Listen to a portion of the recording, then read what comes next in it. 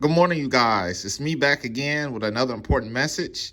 Today is going to be about tithing and how preachers are using this to get rich off the congregation.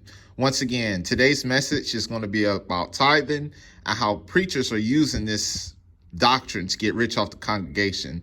So first I want to say, once again, I've mentioned him before. First, I want to give thanks to the Holy Spirit for giving me a father who taught me some of these things at a young age. We used to have a small ministry about, I think, 8 or 9 years ago. And basically, it wasn't like a big fancy building like a lot of these people have now. Listen, it was understood, the members that attended there, that they had to come and give so we can keep the lights and stuff on, and water and utilities, that kind of thing.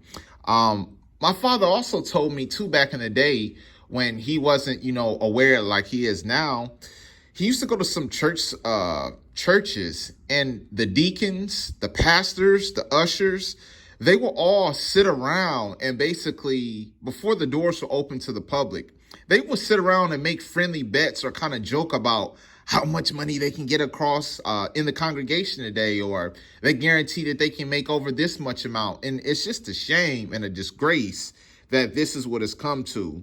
So once again, like I said, when my father found out, he, distanced himself from that ministry, and he went elsewhere, trying to figure out what was going on and why people were doing that. There was an older gentleman, I forget his name. I want to say his name is Bishop Whitehead. He was a Brooklyn preacher that got robbed supposedly 3 months ago. The more I do research on this topic, it's sickening and it's a shame. I kind of think it was fake, if you guys remember the story. He was a guy that got robbed, I guess, on Facebook Live or Instagram Live. But here's the sickening part. Instead of him worrying about saving souls and getting people to the kingdom, you know what this jackleg did? 3 or 4 days later, once again, his name is Bishop Whitehead. He created an Instagram Live on YouTube, and he showed his prayer closet. Now, I'm thinking to myself, it's going to be a nice little section for him and the Holy Spirit to, dwell and pray and get things together. This dude was flashy. He was showing off his designer coats, his Gucci shoes, and Louis Vuitton, all this crap, Fendi, talking about his priestly robes and smiling. And I think he even had some yellow Chanel bags in the background, just boasting about how much money he has. And I'm thinking to myself, he's got to be a false prophet. This man he has no sincere about trying to get people into the kingdom. His whole message is, okay, you may have robbed me, but get at me. I can still bounce back and show you my prayer closet that's just full of vanity and a whole bunch of garbage about how fly he dresses and stuff. It's just completely garbage. Another guy that I want to get off my chest, and this is frustrating. I don't know if you guys remember this. There was a guy by the name of Carlton Funderburg. This was in Kansas City about a couple months ago. Now, if you guys listen to this video, please go to YouTube and look up this man. Once again, his name is Carlton Funderburg, who's located in Kansas City, Missouri. He basically was talking to his church members. He called them poor, broke, busted, and disgusted because he had been begging them to provide a Movado watch for his own desires. And on top of it, it's just sad that most of the stuff, he was just talking down to the community. And he was talking about how much money he's worth, and they're not worshiping him enough, and he's y'all better treat him better, like he's a god or something. And I got frustrated watching the video because I'm like, first of all, how dare you exploit the members there like that? And second of all, this is really sad, guys. There was an older lady and some older men too in the background. As he's talking down to them, calling them broke and poor and how sorry of an individual they are, there was women in the background talking about, come on, preach, teach, pastor, teach. And I'm thinking, lady, I cannot believe that she was this naive to think that was good Bible teaching. I mean, he's just basically saying, and he also called himself, I forgot to mention this, he called them poor, cheap son and daughters. Poor, cheap son and daughters. It's a crying shame and a disgrace what churches come to. Now, once again, let me make myself clear. For those of you who still attend church, don't get me wrong. You do need to go there because somebody there has to pay for the lights, pay for the utilities, all that good stuff. So don't get me wrong. I totally get that. But what I have an issue with is this so-called tithing that these so-called pastors are using to get rich off of the congregation. Here's another thing that they're using with this so-called tithes crap. Lying, telling you church members that you're going to go to hell if you don't give money. And if you give, let's just say $70 a day, God showed them that in a week from now, you're going to get, a big miracle financial blessing. Guys, this stuff is nothing but conjured up, to me, almost like borderline witchcraft. It's like they're playing tricks on the congregation. And it's a shame that the congregation cannot see this because they're so in love with the pastor. Another sad thing that you guys probably should know, there's professional preachers out here who are putting their kids through expensive colleges, Yale, Stanford, a whole bunch of putting up their kids in college off of your so-called tithing. Guys, you're not tithing to anything, and let's make this clear.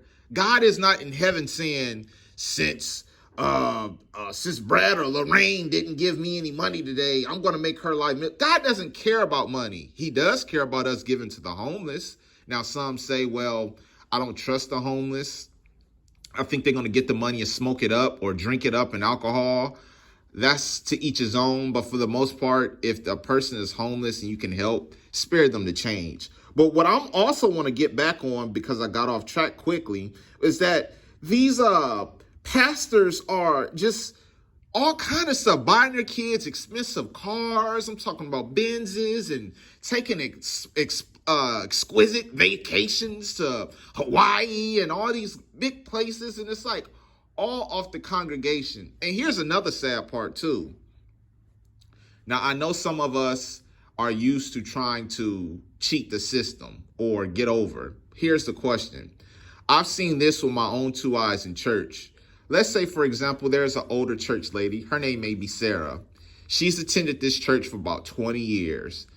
And she's really, really having a hard time. Maybe COVID wiped some of her funds from her account, or maybe she's just, having a hard time with bills.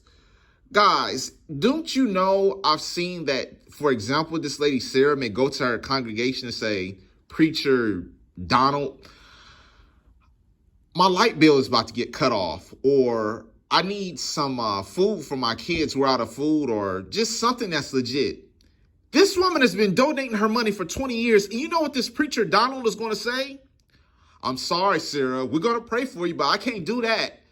You low down rotten dog. So you mean to tell me all the money that these people in your congregation has been given when they fall on hard times, you can't come out of your pocket and spare Sarah, I don't know, let's say $150 for her light bill or what have you, as long as it's legit. Giving her some extra money for food because her cabinets and stuff are bare. I mean, this stuff is sickening what these so-called preachers are doing, and they're running with this tithe stuff. And let me get this out there too. Most of the time, if you read back in the Old Testament, like in Deuteronomy, there was the tithe is not what it is today. So back then, these people, like the Levites and stuff like that, this was basically for people who didn't have enough money. If their journey was too far, they were allowed to take money to buy food and water and stuff at the at the feast, such as, Passover, Pentecost, the Tabernacles. And it wasn't like it is today where these preachers are just exploiting these congregations to get more money out of them. I mean, it's a shame. But then they always want to say, too, will a man rob God? How can you rob a man that already knows what you're going to do, and God is not looking at our financial system like he's in heaven saying, since David didn't give to his ministry today, I'm going to strike him down or make sure he doesn't have a good life. Once again, this message is about tithing. You guys who didn't know this is a false doctrine used by preachers or so-called reverends to basically swindle money out of the public. Once again, you guys need to go back, and I'll advise you to please look at that video from this so-called bishop, which he's obviously a false prophet. Bishop Whitehead, who was in his so-called prayer closet, boasting about all his clothes and material wealth. And then you also want to check out that brother Carlton Funderburg. And these aren't fake videos, guys. These are real. This isn't anything where they're trying to get clickbait. This is what the church has come to. And when they can't get what they want, I'm talking about these so-called pastors, they show you who they really are, and you have the congregation sitting there clapping and applauding, talking about spit and teach when these preachers are false prophets and they're not teaching anything. I hope you guys grab something from this message. Stay away from those tithes. Last point I'm going to say, there's nothing wrong with giving to the ministry, helping with the light bills and stuff like that. But when it turns to the preacher telling you that you're going to go to hell or you're going to lose a whole bunch of finances in a week or now because you didn't give to that ministry, scaring the congregation to give so that the preacher's pockets can get fat, that's where I have an issue with.